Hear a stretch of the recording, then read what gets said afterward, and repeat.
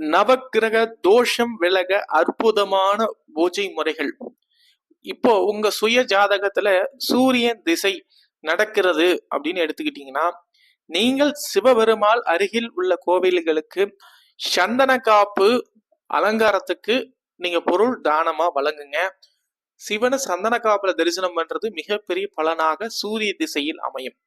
இப்பொழுது அடுத்தது, ஒரு ஜாதகருக்கு சந்திர திசை அமைது எடுத்துக்கொண்டால், தீர்க்க சுமங்கலியாக இருக்கக்கூடிய அம்பாள் சன்னிதானம், சிவன் ஆலயத்தில் இருக்கிற அம்பாள் சன்னிதானம், உதாரணமா சொல்ல போனால் பாலாம்பிகை, வேதநாயகி, இந்த மாதிரி பல்வேறு விதமான அம்பாள் சன்னிதானம் இருப்பாங்க இல்லையா, அவங்களுக்கு அபிஷேகம் செய்து வாருங்கள். சந்திர திசை உங்களுக்கு யோகமாக செயல்படும். ஒருவர் ஜாதகத்தில் செவ்வாய் திசை நடக்கிறது என்றால் முருகப்பெருமானுக்கு தீபம் ஏற்றி வழிபடவும் மிகப்பெரிய பலன் உங்களுக்கு முருகப்பெருமாள் உங்களுக்கு வழங்குகிறார். அது இல்லாமல் செவ்வாய் திசையில் துவரம் பருப்பு தானம் செய்யலாம், மிகப்பெரிய பலனாக அமையும். புதன் திசையில் பெருமாளுக்கு துளசி சாற்றவும், பெருமாளுக்கு துளசி சாற்றி வழிபாடு செய்தால் உங்களுக்கு நவக்கிரக தோஷம் விலகும். அது மட்டும் இல்லைங்க, பெருமாள் கோவில்ல இருக்கக்கூடிய மகாலட்சுமி தாயாருக்கு பச்சை வளையல் அல்லது திருநங்கைகளுக்கு பச்சை வளையல் தானமாக செய்யலாம். ஒருவர் ஜாதகத்தில் குரு திசை நடைபெறுகிறது என்றால் சிவன் ஆலயத்தில் தேன் வாங்கி அபிஷேகம் செய்யுங்கள். குரு திசையில் தேன் வாங்கி அபிஷேகம் செய்யுங்கள். அல்லது தட்சிணாமூர்த்திக்கு கொண்டக்கடலை தானமாக செய்யலாம், மஞ்சள் வஸ்திரம் செய்யலாம். சுக்கிரன் திசை நடைபெறுகிறது, அவர்கள் என்ன செய்ய வேண்டும்?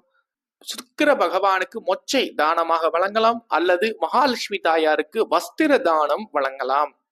சனி திசை ஒரு ஜாதகத்தில் அமைகிறது என்றால் சிவாலயத்துக்கு சென்று அங்கே அன்னதானம் இடுங்கள்.